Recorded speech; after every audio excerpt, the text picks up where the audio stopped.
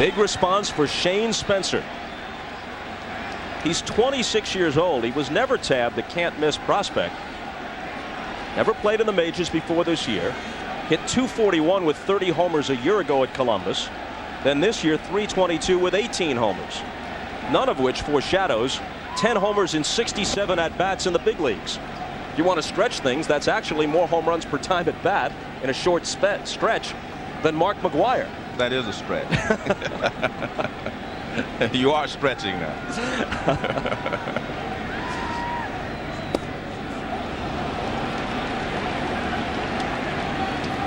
But you're right, 10 home runs and 67 at bats. And 3 of them grand slams.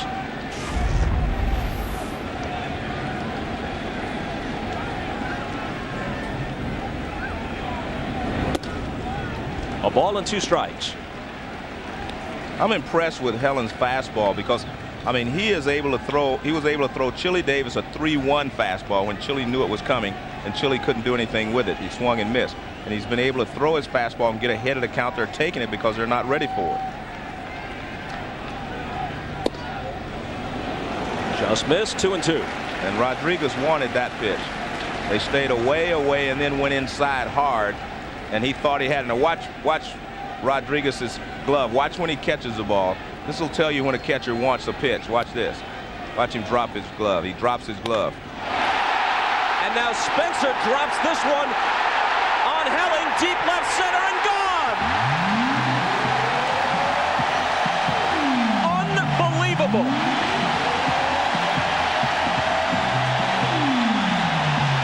The game's first hit.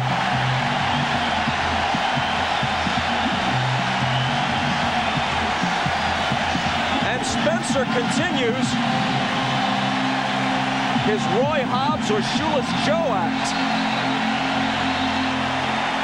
Well, we talked about Helling's fastball. Well, this one he gets in the middle of the plate.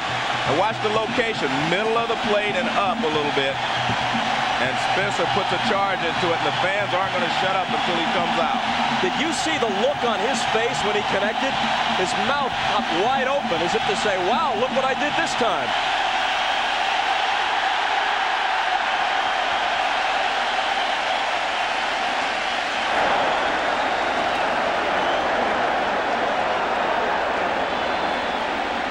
One nothing Yankees. Brocious fouls it off.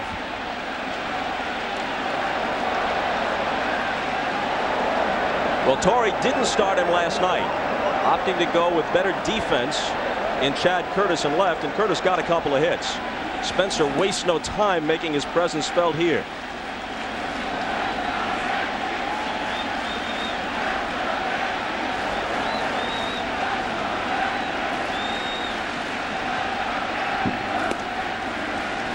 Well, he was the American League Player of the Week for the last week of the season.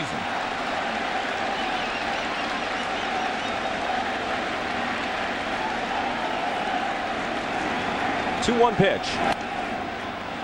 Out of play. Well, he now has 11 home runs in 68 big league at-bats. And so far in this ballgame, he's the only one that's been able to get the barrel out in front on Helling. I mean, Brocious is fouling it off to the right. Everyone has been behind this fastball, except Shane Spencer.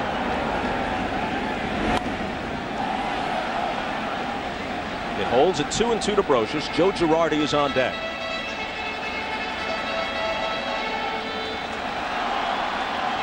Sitting between a couple of veterans, Paul O'Neill and Chili Davis, saying, guys, is it really this easy in the big leagues? What took me so long to get here? Line drive, base hit.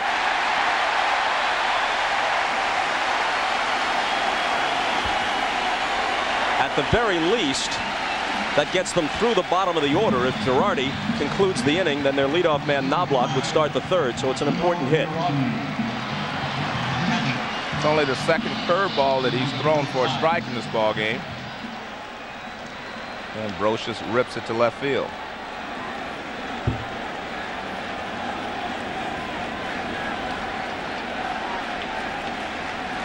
Girardi hit .276 this year, splitting time with Jorge Posada.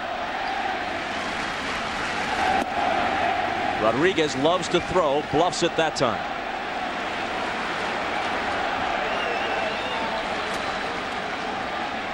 You think he and Clark have some sort of signal between them? Definitely. They probably just make some eye contact, and Will tell him he's going to go back to the bag.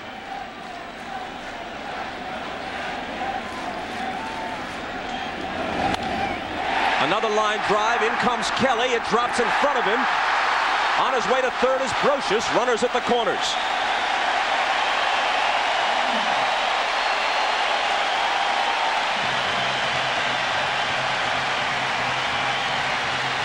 This is why the Yankees are such a good ball club. They just keep coming at you. Not always with the long ball, but they will always hustle, make things happen. They put the ball in play and make you make a play. Roberto Kelly pretty lucky right there. That ball could have bounced away from him, and Brocious would have been able to score, but Brocious was on his way around to third anyway. Well, Helling was cruising. Then Spencer took him deep. And Brocious and Girardi followed with sharp singles. Dick Bosman, the pitching coach, to the mound.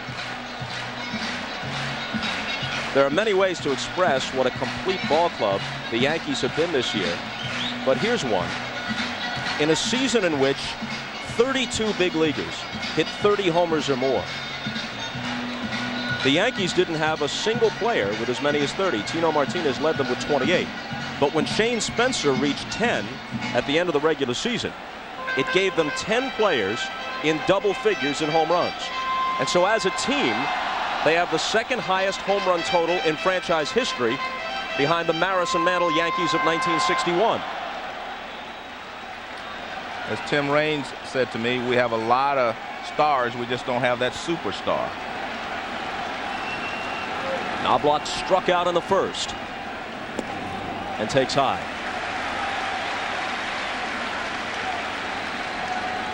Paul Molitor, who's bound for the Hall of Fame, now finishing up his career with the Twins, said this about the Yankees: they're so good and they're so balanced, no one feels a sense of urgency to be the guy. They can all relax.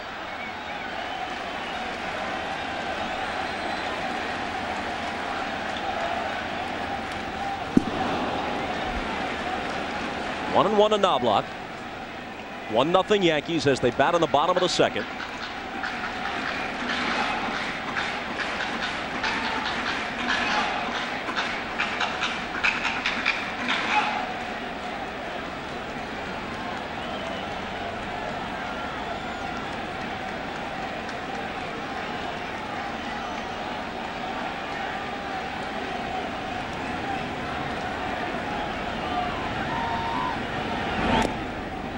One and two.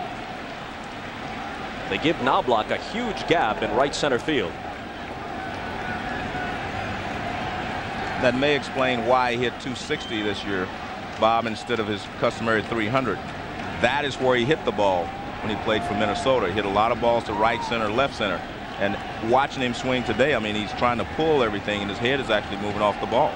Just as I said that, Kelly moved over toward right center. Now with Knobloch behind on the count, 1 and 2, and less likely to pull the ball. Rodriguez blocks it.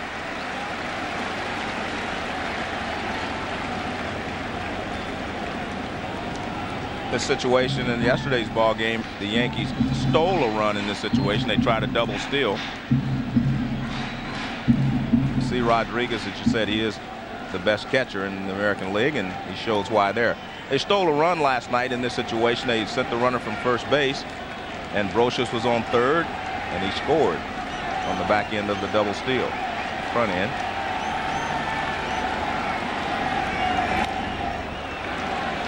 It holds at 2 and 2.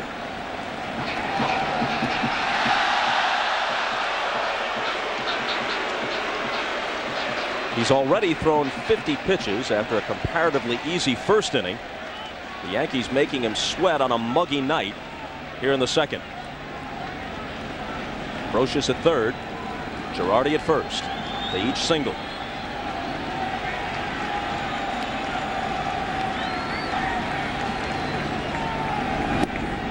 And he strikes Knobloch out for the second time to strand 2.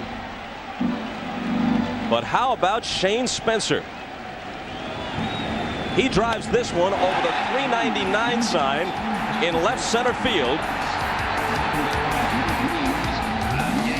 And the Yankees take a 1-0 lead after 2.